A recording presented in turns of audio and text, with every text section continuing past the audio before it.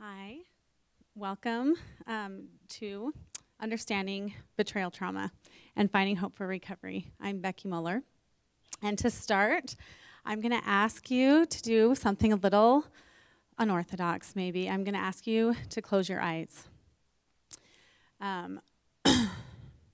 Part of this presentation is intended to help you gain empathy for what it feels like to experience betrayal trauma. This is a poem called Driving Home. It is late, later than I thought I'd be. My stomach starts to tighten. I pick up my phone. I press his name, catch my breath to hear his voice. I will know if everything is okay. No answer. I set my phone down. Surely he's not in bed. I pick my phone up. I press his name. My chest tightens as I wait for each unending ring. No answer. I set my phone down. What is he doing? What if he got mad? I am late. Later than I thought I'd be. What is he doing? Why won't he pick up? I pick up my phone. I press his name. I wait. No answer. My throat clenches. Is he on the other line? With her? I turn the corner. I see our house. Is the office light on? Is that the glow of the computer screen? What's he doing in there? Is he making the mistake that will end things forever because I am late? Will I feel like this every time it is late, later than I thought I'd be for the rest of my life? You can open your eyes. Thanks.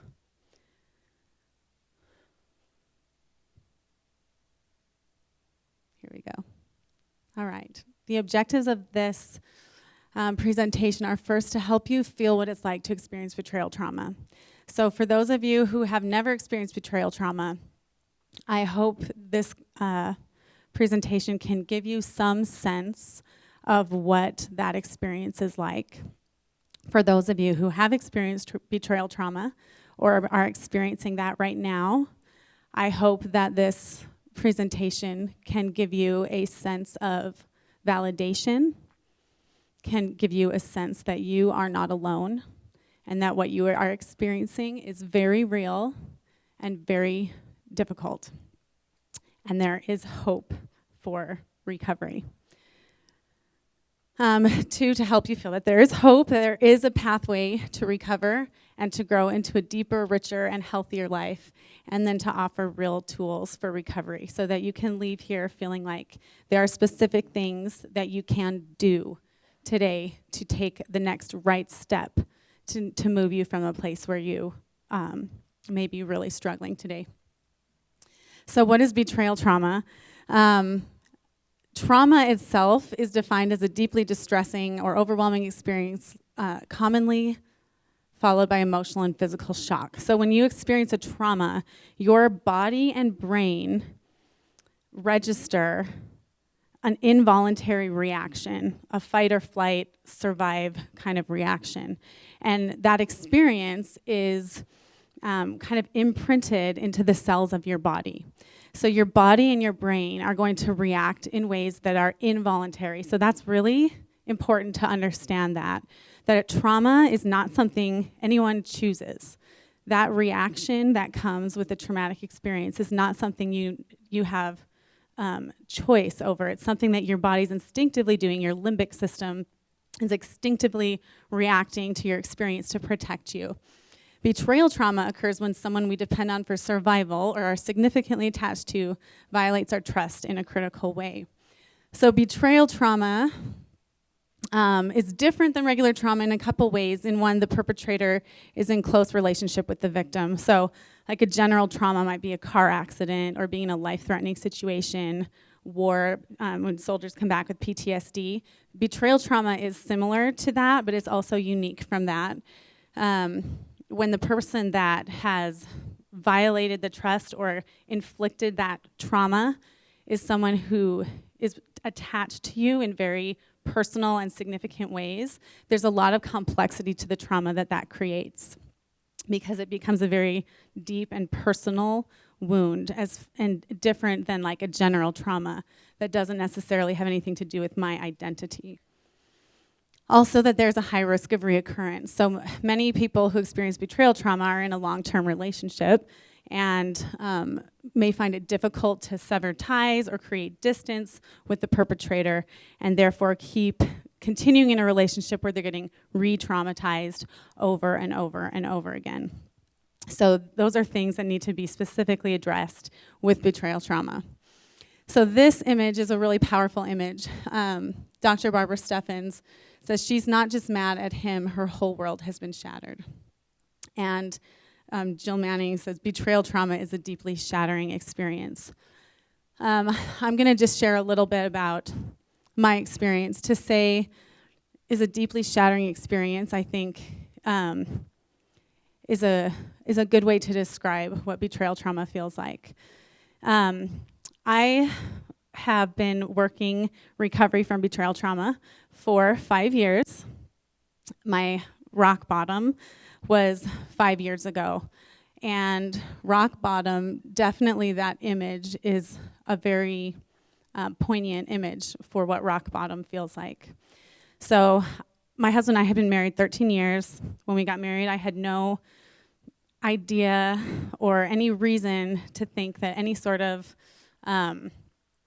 sexual behavior issues would be in his background. We got married, everything seems great, and every couple years it would kind of surface that, hey, I'm having trouble with pornography, I'm gonna go take care of it, that kind of a thing. And for me, everyone is different. I was kind of like, okay, and I could put that on the shelf and go on with my life. I didn't feel a lot of trauma. In fact, if someone would have suggested that I go to a conference like this or work the 12 steps, I would have been like, why? I'm totally fine. I feel fine. This is his thing. It's not that big a deal. He's got it figured out. I did not understand at all the nature of addiction, that what we were dealing with was an addiction, and that addiction is progressive. Nor did I understand that whether I realized it or not, his behavior and the behaviors around the acting out behaviors, the actual viewing of the pornography, were affecting me. So we're on this marriage treadmill, popping out kids every couple years, and every couple years, pornography kind of pops up as well. And each time it kind of gets progressively a little bit worse and a little bit worse. Till at the point we have 4 kids, and the anger and tension in our home is palpable. I continue to normalize this and say, this is what it feels like to have 4 kids. This is what it feels like when my husband's an entrepreneur. He just started his own thing. This is life. Nobody's perfect. You know, it's roller coaster up and down. Never even considered the fact that the tension, the anger that was going on in our home had anything to do with the pornography at all.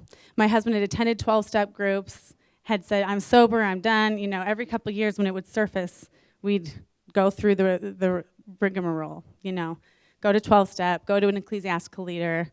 Okay, we're good, check, move on. So 5 years ago, my husband let me know that he had had an inappropriate relationship, was how that was termed. And for me, that was that. That it shattered my world in multiple ways. So betrayal trauma, not only the information itself, the actual thing that happened, is like a bullet hole through a windshield. But then it sends cracks in every direction. So my sense of self, my sense of who am I, my most important roles that I saw myself was as a wife and as a mother. All of this I'm a failure. I have failed. Huge crack in my windshield. Who are you? Who are you? Right? That's how I felt. It was like, you are like a complete stranger to me, is how it felt. Another crack in my windshield. My social identity. I went from being very gregarious, outgoing. I could not even like go to a soccer game and like make small talk with people. I became this just shell. I had no way to connect with other people because suddenly I was this woman whose husband cheats on her, and that's all I could see myself as. And I felt so much shame and felt like there was so much hiding. I was so afraid to show myself, and I felt like we are the only ones. We are the only people like this, you know? So much shame and no way to connect. So socially, social identity, huge crack in my windshield. My sense of my faith. I would say my two most grounding identities in my life were my marriage and my relationships, my family relationships, and my religious identity or my faith. This shook huge crack in my faith as well as we went and tried to find resources and reached out for help and really found it was a struggle to find quality help through my church resources because of a lack of education and things like that. So it told really some damaging things that way. So it was like every aspect of who I was and who I thought I was completely shattered. And so not only that, when you experience betrayal trauma, so your whole sense of identity has it feels like the rug has just been completely pulled out from under you. But you also all of a sudden have these lovely trauma symptoms because your brain has just experienced a major upset. And your brain is going into limbic system protective mode. So you start experiencing all these crazy things, flashbacks, nightmares, can't sleep, can't eat. This is a poem I wrote in early trauma that kind of expresses what that feels like to be in that place where there's just everything you see and hear is bringing back all these traumatic feelings for you. So it says, every day is an ambush. I will think I'm doing fine until something brings remembrance and the demons fill my mind. Something like a cell phone, so innocent you'd think. It makes my head start whirling to darkness black as ink. And then the what-ifs start up and fill my weary head. I keep living in those moments, remembering instead of looking to this moment with hope for fresh new starts. I keep questioning what happened every time it breaks my heart. But I can feel beneath the heartache and the emptiness inside that each day he shows he loves me and there's nothing left to hide. It will make the burden lighter till it's just a distant dream. Though we never can erase it, we can start this new day clean. It takes courage to keep trying to put my heart at risk again when it's been so badly battered by my very dearest friend. But I think it will be worth it because I think he wants to change, and I know that I can make it. Even though it feels so strange to think of life without him, I must live so I can be happy with him or without him. My happiness resides in me. So I'll try again tomorrow, though an ambush may await. These memories will not leave me, but they won't destroy my fate. Flashbacks, anxiety, hypervigilance. That poem at the beginning is kind of that feeling of hypervigilance, like what's happening, what's going on? Do I know what's going on? Do I, feeling like you need to check up on everything, like everything's so high anxiety and that you have to somehow control it all. Feeling overwhelmed, withdrawal, isolation, difficulty concentrating, difficulty regulating intense emotions. When I was in early trauma, and by early trauma, I mean like a year after rock bottom, I felt like I was on this crazy pendulum where I was like super depressed, can't get out of bed, super depressed, can't stop crying, I'm crying in the grocery store, and then swing over crazy rage, back to depressed. Like that's how it was for like a year. Very difficult time regulating intense emotions. Avoidance, flashbacks. I would see people, I teach classes at the universities, and I would see like a woman with long, dark hair, and I would like freak out. My brain, again, the trauma's in the cells of your body. So you see something, and your body starts to react like like whatever the horrible thing is happening right now. And even though your logical mind can say, you're standing right here, your body feels like this is happening right now. It's very intense. Negative thoughts, numbness, detachment, sleep and appetite disturbances. I mean, you can go, the sleep can be, I went a long time not being able to sleep past 3 in the morning. Somatic symptoms. All these lovely things are part of this betrayal trauma. And an important thing to realize, too, is that the more I learned about trauma, the more I realized that trauma was not just about, it wasn't just about what he told me, the big thing that happened. It was about living with him when he was in a place of addiction. Because the addiction is not just the acting out. It's there's a whole cycle of behavior that goes along with that addiction. And it has a lot to do with shame and the shame cycle and hiding and the ritualizing. But all of that behavior affected me even when I didn't know what was going on. So what does it feel like to live with an individual in active addiction? That's a really important question, because I think sometimes women who are experiencing betrayal trauma, if you don't have the full picture, if you don't know what's going on with the husband, if there's not real honesty and accountability there, it's very easy for a husband who's not ready to take accountability to make it look like his wife is crazy. Because in trauma, you're kind of crazy, but there's a reason for it. So understanding how that works together is really important in finding real help for couples who are dealing with this issue. This is the last poem I'm going to read, and I wrote this in early recovery, and I think it's a good illustration of what it feels like to live with an individual in active addiction. This was very early in recovery. I understood very little about addiction. I just understood what I felt. It's called Truth. I've known for a long time that he does not love me.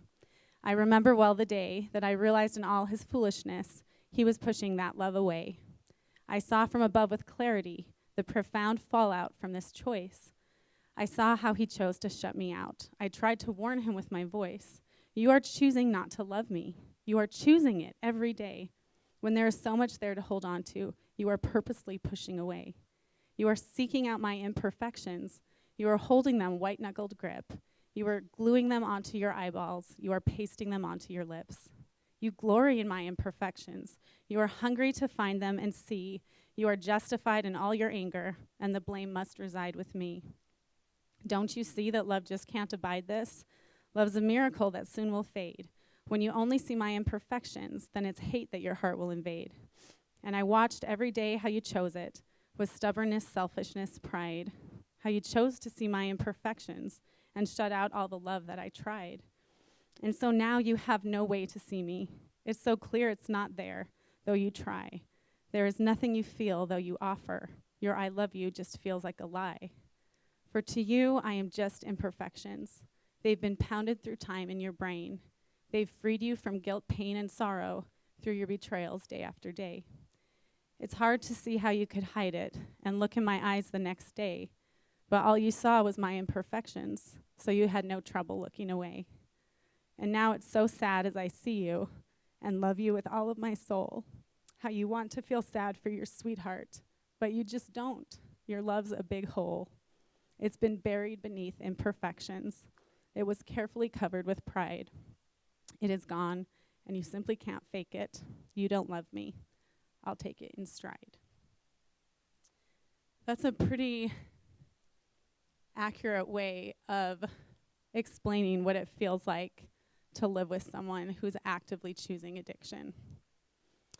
The circles models, this is put out by Lifeline Foundation, and they're free today at the table. I would encourage you to pick these up because they do a really powerful job of showing all the different behaviors, not just actions, but behaviors like manipulation, resentment, anger, that are part of that addict cycle and that contribute to the trauma that the spouse is experiencing. So the spouse might act crazy due to the trauma she's experiencing, even if she doesn't know what's going on with her husband, because all of these behaviors are what she is experiencing. And what's also interesting, I'm going to add this quick, is that as recovery progresses, and I start to recognize these behaviors were tied to his acting out and his addiction, as recovery progresses and I do my work to become more aware of my trauma and my triggers and take accountability for my stuff, his behaviors will trigger me back into trauma. Not just you used pornography today, so I feel trauma, but it's that anger. That anger is familiar. I feel trauma. My body remembers that. My brain remembers that. The cells of my body remember what this feels like, and I don't feel safe.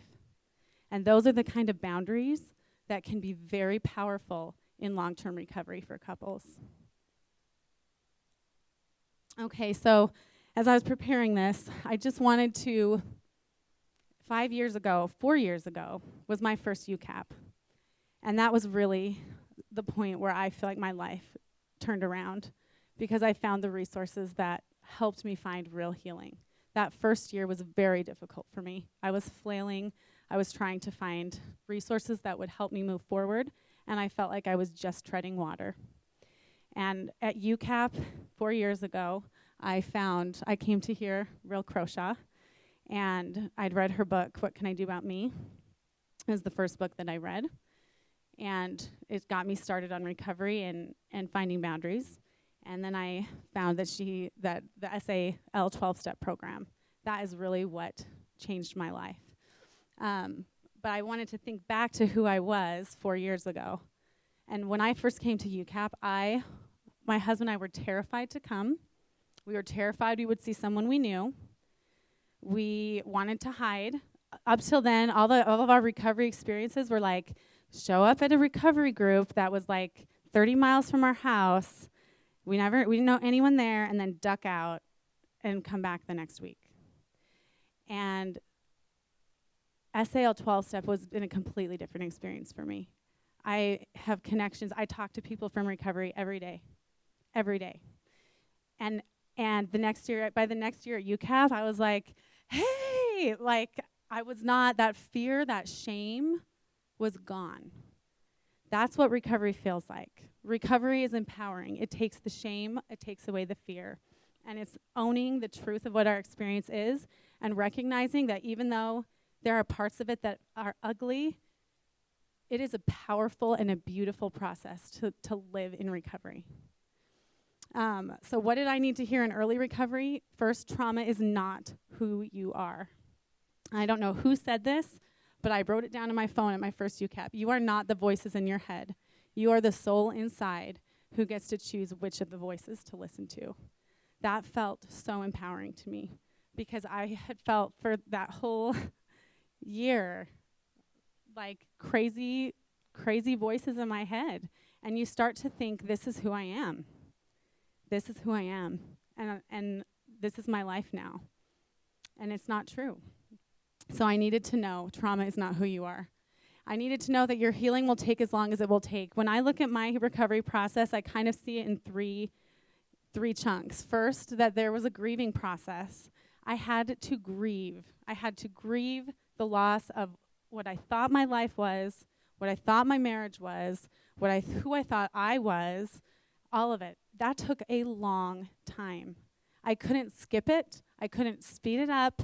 I couldn't get over it. I had quite a few people that were very important to me that meant well, that were saying, get over it. You got to get over it. You can't get over it. It's just going to take as long as it's going to take. To grieve. Once I was done grieving and I had a handle on understanding the trauma, I had to kind of deconstruct who I was and then reconstruct who I was. That takes a long time. That's still in process. And for me, qualified therapy, a really good therapist, and 12-step, the SAL 12-step program were the things that that have really helped me to do that and continue to do that. You did not cause your partner's sexual addiction. You cannot control your partner's healing. You cannot fix your husband. That is crucial to understand to begin really healing from trauma. And that was something I couldn't really accept until I started really working the 12 steps for myself. To go along with that, understanding that recovery is a process. Real recovery takes time and is illustrated by these 3 qualities. I would say this is true for the spouse, for my own recovery from betrayal trauma, as well as my husband's recovery from addiction. Recovery is not sobriety. Sobriety is part of recovery, but recovery is seen, it's observed, it's something you can set a date to, as well as something that you can feel. So maybe in one moment I'm in recovery, and in the next moment I'm not in recovery. It's a practice, and it's something that you can feel. So the 3 qualities that really demonstrate a place of recovery is being humble, so a willingness to admit that I need help. 2, honest about what has happened and what I need. That can be very difficult for women in trauma. A lot of times women have a hard time asking for what they need. But if you want to recover from trauma, that's an essential piece, is learning to understand what do I really need, and I need to be accountable to ask for that. And accountable, take full responsibility for my choices and my own recovery. Again, this can be difficult in trauma because it's easy to feel like a victim in trauma. In a lot of ways, we have been victimized. But I am responsible for my own recovery. No one else can give that to me. That is something I have to take accountability for myself and do the work that I need to do to get there. Last, if you commit yourself 100% to your own healing, trauma can become the most transformative pathway to personal growth that you have ever experienced. Sometimes when you're in a dark place, you think you've been buried, but actually you've been planted. That's a quote from Christine Kane. That has been so true for me. There's a 12-step quote that says, "We will not regret the past, nor wish to shut the door on it." If someone would have told me that 5 years ago, I would have kicked them in the shins. But today, I can say that with full sincerity, that I would not trade the experiences that I've had because they have been the most transformative pathway to personal growth that I've ever experienced. And the last thing I'll say before I turn this over to Rhyll is that recovery starts now. And by that, I mean because trauma is so overpowering, and trauma wants to pull you back into the past or up into the future. So you live your life either reliving the fear and regret and pain of the past, or you live your life being terrified of what's going to happen next. When is the next shoe going to drop? Learning how to be in the now, how to be just this moment. What do I feel right now? What do I need right now? Can I feel peace and serenity right now? That is the first step of finding healing from trauma. And with that, I'm going to pass it over to Rhyll. Thanks, Becky.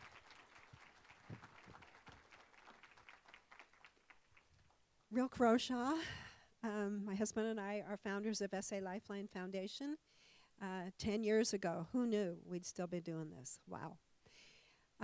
And Becky is our executive director. So we're very grateful for this opportunity to serve and to recover. So my part is on recovery. And as I was watching you all, I just wanted to get out there and just have a big group hug, ladies. It's like, come on in. Because I want to have this kind of kitchen counter conversation. And for those of you who are the helping people around us, we have church leaders, we have therapists, we have mothers. I talked to a mother this morning whose daughter is really struggling with this trauma. Friends who are here, thank you. Thank you for your desire to help us. We need you. We need to come out of isolation as women who are struggling or have struggled. And Becky did such a beautiful job talking about how this is in my body now. But you know what? I can live with trauma as long as I have tools, as long as I'm not paralyzed by this. And so we're going to talk very quickly, and I hope that you'll find some more information for you and for the people that you serve and the women that you serve. I will tell you, we cannot afford to have the women who live in betrayal trauma stay there because they are feeling as victims and they are paralyzed. We are the moms. Yes, there's mom power here. How are we going to change this? The moms and the dads will recover and teach their children how to have healthy living in all ways. So let's go on to this recovery puzzle is in the handout that Becky talked about. Please stop by and get a free one. It just is hot off the press last night. You'll want to be ones that have the first. So we cannot manufacture a willing heart. Only I get to choose.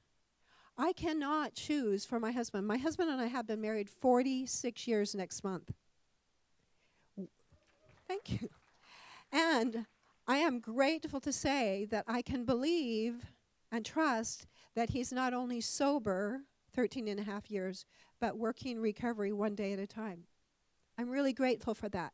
However, there are many of us who have marriages, our husbands, our spouses, our boyfriends, whoever, our partners, walked away not wanting to heal and recover. This is for us, ladies. This is for us. We cannot have manufactured a willing heart for that person. Only I am in charge of this inside of me. Then, qualified, let's go for quality education. Ladies, men, gentlemen, all of you. These are some of the things that we hear. Oh, it's not really an addiction. It's whatever. I don't care what you call it. It's doing this in my relationship, in my family. You can call it 5 different things. I don't care. But you saw the circles model of those behaviors and come and get one from us. The resentment, the disconnect, the bitterness, the manipulation that comes from someone who is living in this addiction is the painful stuff. The hiding, the lying. That's the painful stuff. Yes, the acting out is very unsafe. And in my situation, my husband was arrested 13 and a half years ago for picking up a prostitute. Wasn't the first time he had done that. Was I unsafe? For sure. But there are other ways that I'm unsafe in a relationship with those kinds of negative behaviors. And so, sobriety is not recovery. See, these are education pieces that we need to know. Sobriety is not recovery, and recovery, they are not synonymous, but you have to be sober in order to even start recovery. So for people who show up to meetings and check it off and say, well, I'm in recovery. Well, I just can't get sober. I acted out yesterday. Baloney. That's not called recovery. Sobriety, it's called step 0 in the White Book. We have to stop, and then our recovery starts. Because recovery is healthy lifestyle. And we need to know that as women in betrayal trauma.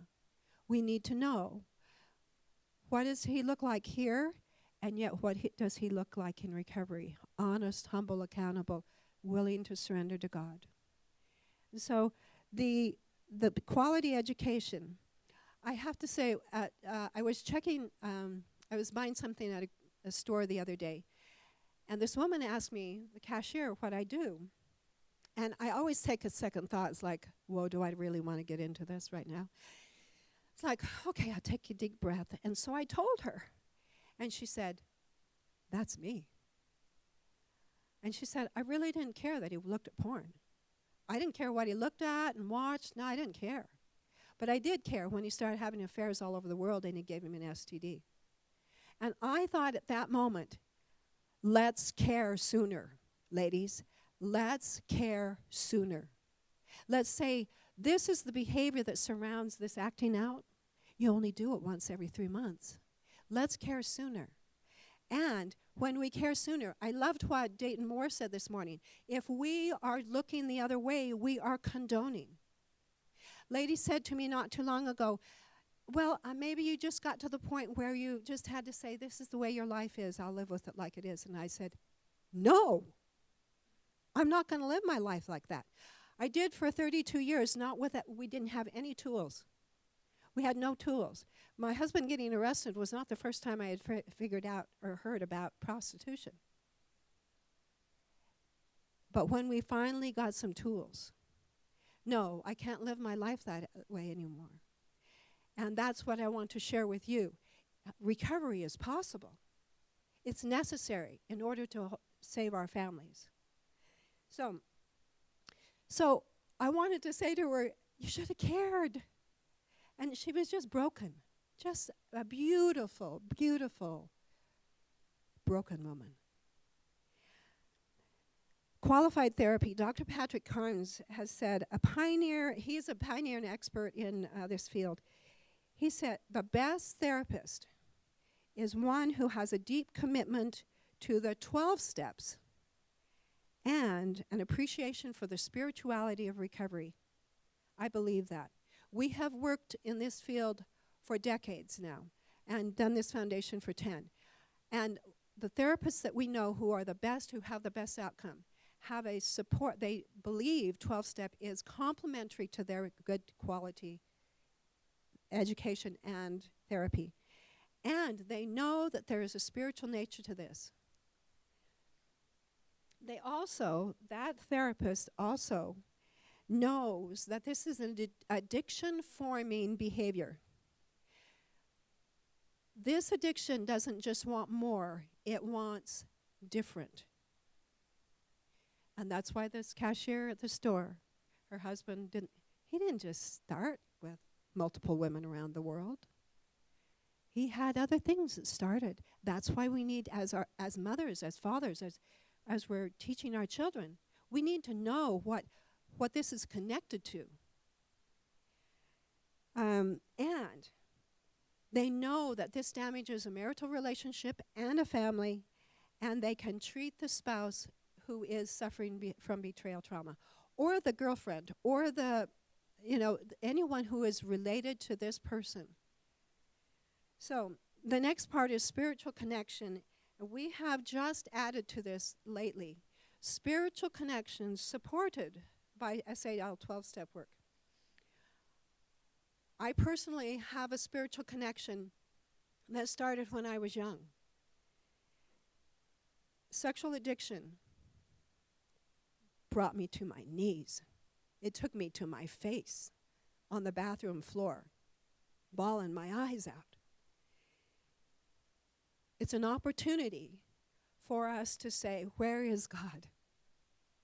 Where is the power that can help me? Because I can't trust my husband anymore with this. And so, actively working 12-step with a sponsor who has been there ahead of me is such a gift. And that gift is a spiritual connection, first and foremost. She is not my spiritual connection, but she reminds me where the answers are. Because when I'm in that foggy place in trauma, I can't figure out what to do and where to go. And my sponsor doesn't tell me what to do. She shares her strength, hope, and experience. And then I go to God and say, what next? This is not easy. It's not easy, and it's not a 6-week process, I'll tell you that. But it has changed the way I live my life. The last one is appropriate boundaries. The reason that I say that it's the last one, it's probably the least understood.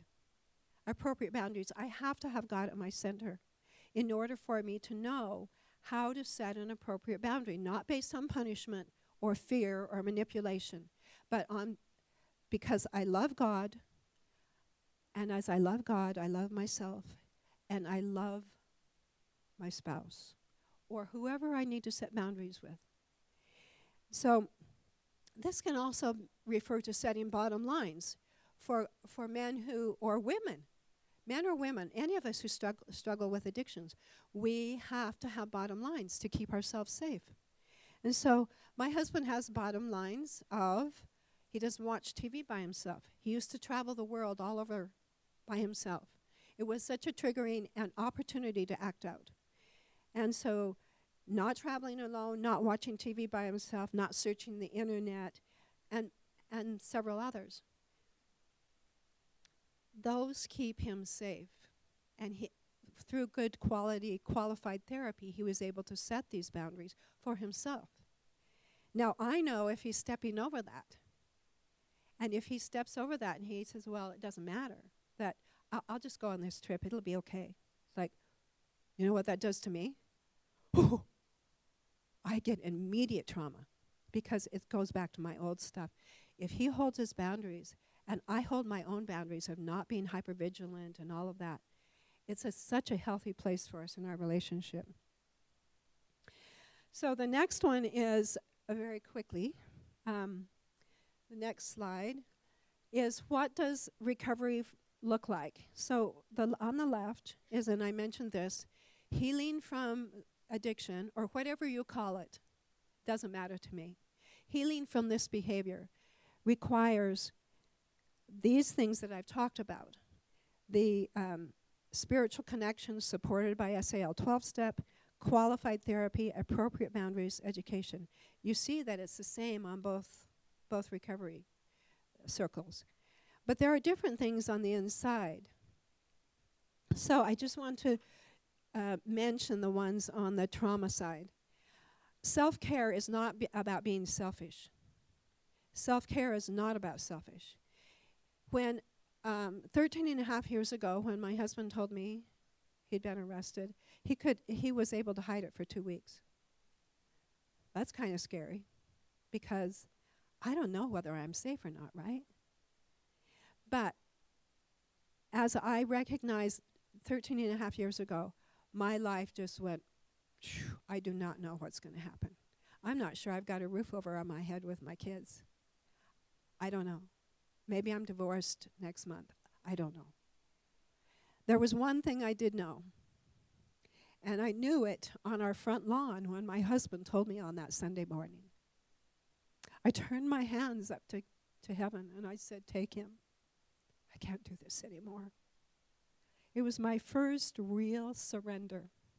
I had for 32 years tried to manage, tried to do all the things that it takes to see if I could get his attention, even though I didn't know what he was doing.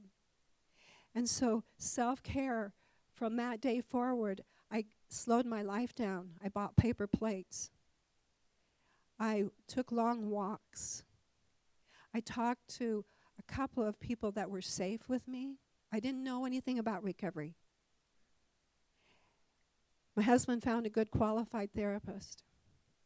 I was willing to go and see what was going to happen. Then I learned to get honest about needs and emotions. As women who have been through trauma, we feel like we have to keep it right to ourselves. There's shame. There's this feeling of somehow I'm at fault. I'm not good enough. And honest about needs and emotions is a healthy place to be in a qualified therapist's office with people who understand. One of those things is to make my own Bill of Rights. Who am I? Who am I? What do I believe in? What is right? What is truth? What is truth for me? How do I deal with things that are internally, I know this is wrong. How do I get that connection? What is my Bill of Rights? And write it down. And then one of the pieces that's really, really critical, connected with God and others. A lot of women don't, and I was one of them 11 years ago. 12-step? That sounds really weird. Why would I need to do that? If he just takes care of this issue, we'll be just fine. I did not understand then that trauma is cellular, that it's going to come back. When I walk through Walgreens and I see a woman that for sure my husband is looking at, and then I shut down.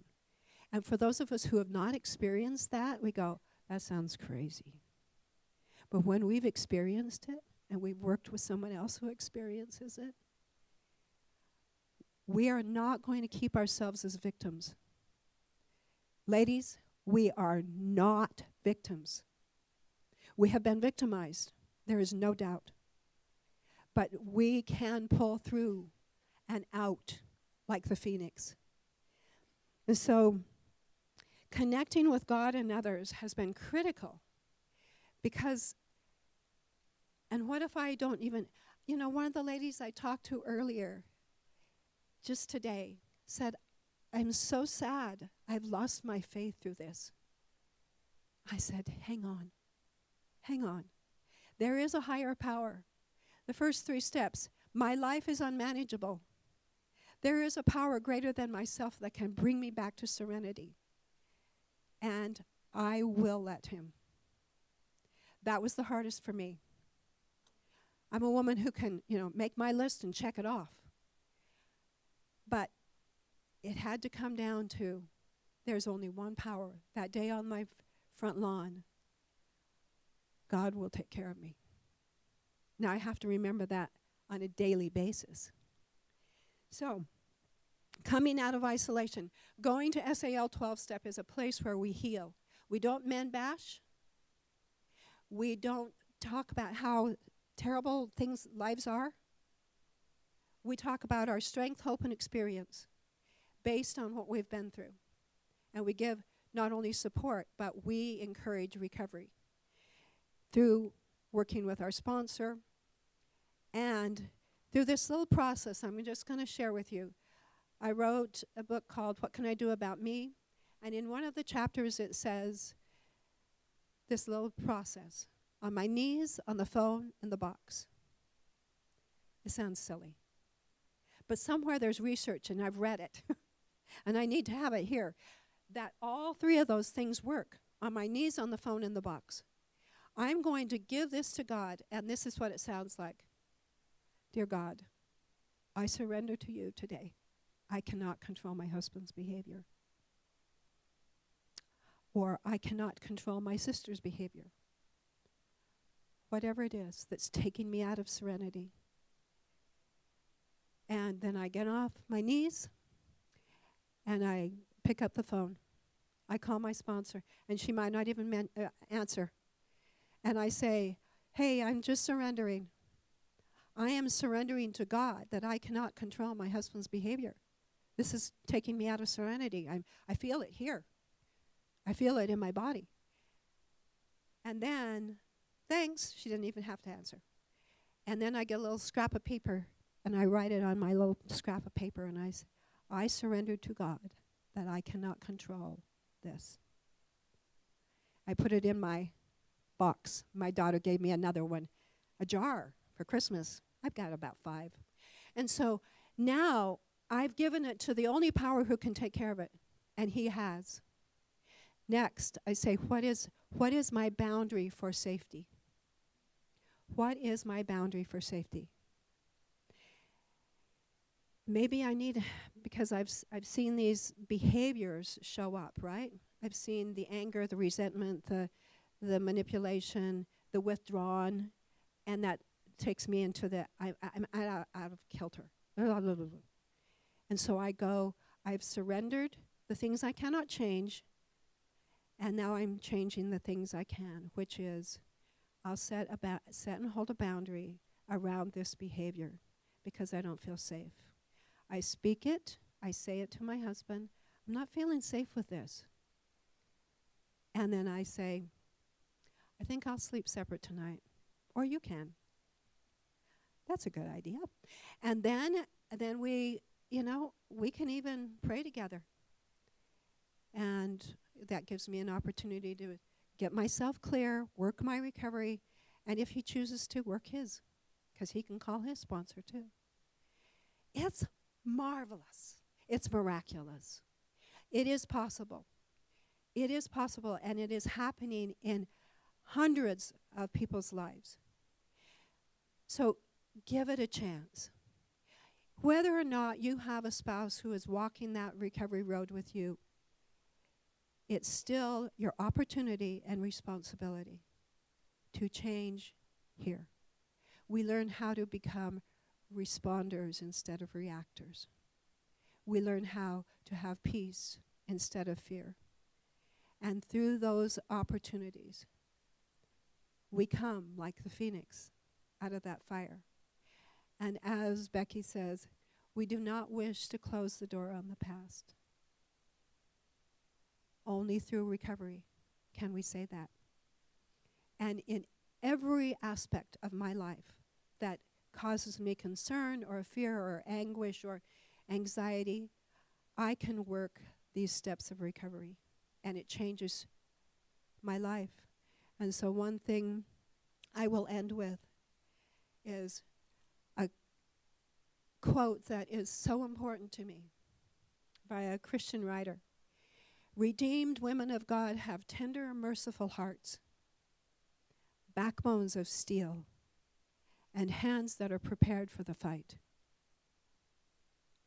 Yes, let's all help and build each other and work towards healthy living. Thank you.